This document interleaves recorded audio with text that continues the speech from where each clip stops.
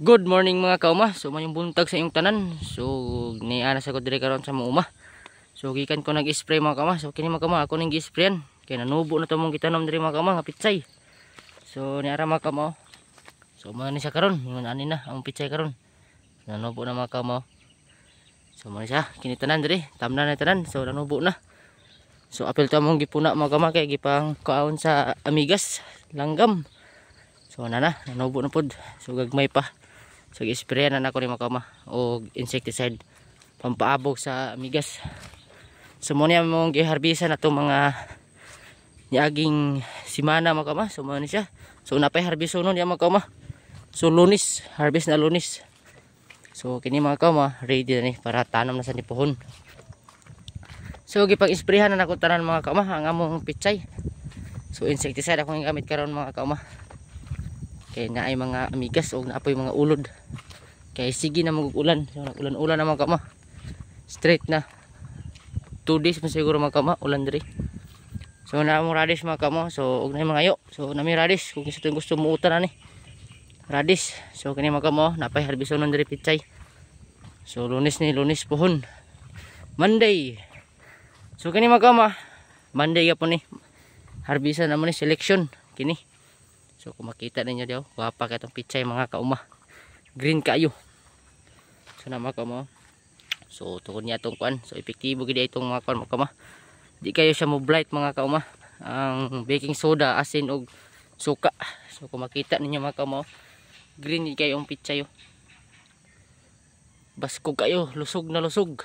No, wagi kayo makita nga blight daw. Oh.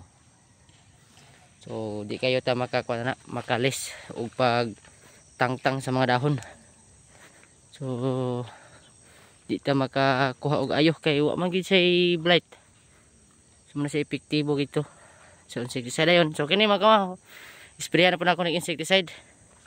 So karate og brodan akong gamit karon mga kauma sa pag-spray ni sa mong pitsay. So kini ubay ni dire mga kauma. Yan is mga 20 plat sir ni 2, 4, 6, 8, 10 12, 14, 16, 22. So mo ni siya. So di kayo siya tagas. So kumbati na yapon mga kauma kay nga plat. So ako sa ning hubuon akong attire mga kauma kay mo na tag spray. So ato sa ning tanggalon mga kauma. So nagmasko ko mga kauma kay para sure yun nga kon kay chemical sa ni nga akong gamit mga kauma pag spray. So mo ni siya brodan ug karate. So mo na akong gamit mga kauma. So mo ning nag face mask ita mga kauma. So dubli ingat. So gusto itong mag-spray ug nga ni face mask yun pag bukot yun kay chemicals ba ni madawat itong lungs.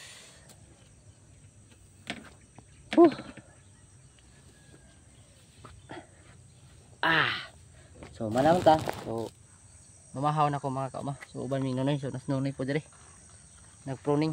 So mamahaw na mi ron. So good morning sayo sa buntag. Nya na mi diri karon ni Saka.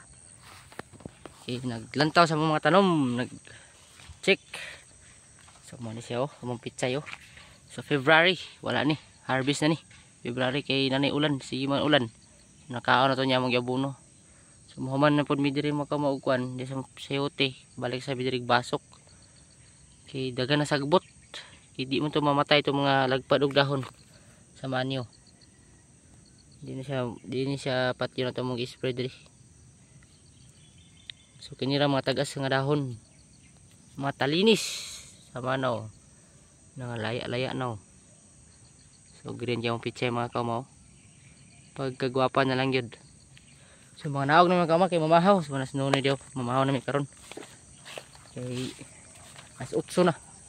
Wala city pa day. So mara ni mga kauma. So thank you for watching. God bless.